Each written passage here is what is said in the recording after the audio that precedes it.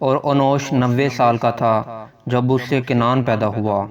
کنان ایک عقل مند آدمی تھا جو سب چیزوں کو سمجھتا تھا، اور جب وہ 40 سال کا ہوا اس نے تمام دنیا پر حکومت کی۔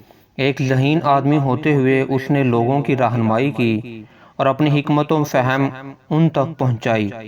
اس نے بانپ لیا کہ لوگ اپنی مسلسل شرارت سے سزا پائیں گے، اور اس نے مستقبل کے متعلق نبوت کی کہ خدا زمین پر سیلاب لائے گا۔ اس نے اپنی پیشن گوئیوں کو پتھر کی تختیوں پر لکھا اور ان کو خزانے میں جمع کروایا۔ جب کنان 70 سال کا تھا اس سے 3 بیٹے اور 2 بیٹیاں پیدا ہوئیں۔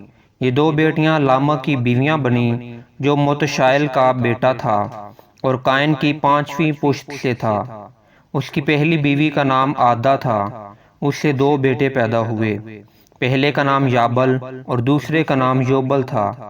لیکن اس کی بہن سلا کئی سالوں سے بانجھ تھی، اور وقت گزرتا گیا، لیکن اپنے بڑھاپے میں سلا ایک بیٹے کی ماں بنی جس کا نام اس نے بلقائن یہ کہتے ہوئے رکھا، میرے بڑھاپے میں قادر مطلق خدا نے مجھے ایک بیٹا دیا۔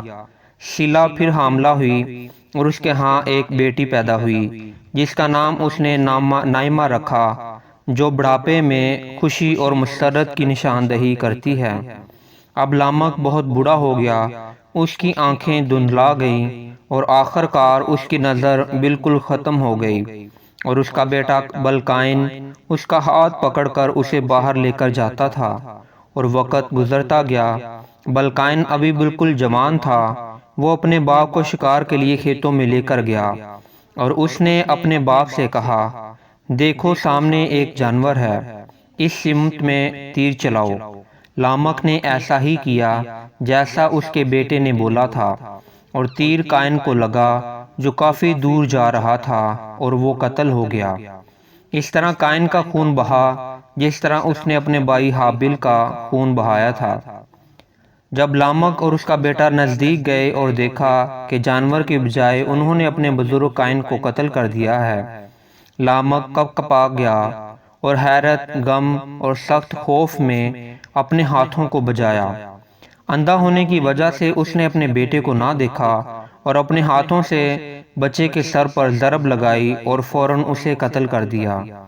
جب اس کی بیویوں کو معلوم ہوا کہ ان کا شوہر کیا کر چکا تھا تو انہوں نے اس کو جھڑکا اور اسے حقیر جانا، اور لامک نے اپنی بیویوں سے کہا کہ عادہ اور سلا، میری بات سنو۔ اے لامک کی بیویوں، میرے سخن پر کان لگاؤ۔ میں نے ایک مرد کو جس نے مجھے زخمی کیا قتل کر دیا، اپنے صدمہ پہنچانے والے بچے کو، لیکن ظلم یا منصوبے کے ساتھ نہیں۔ تم جانتی ہو کہ میں عمر رسیدہ ہوں اور میری آنکھیں دھندلا گئی ہیں۔ اچانک میں نے اپنے صدمے اور زخم کی وجہ سے یہ کام کیا۔ تب اس کی بیویاں اپنے باپ آدم کی نصیحت کے مطابق اپنے شوہر سے راضی ہوئیں، لیکن انہوں نے اور مزید بچوں کو جنم نہ دیا۔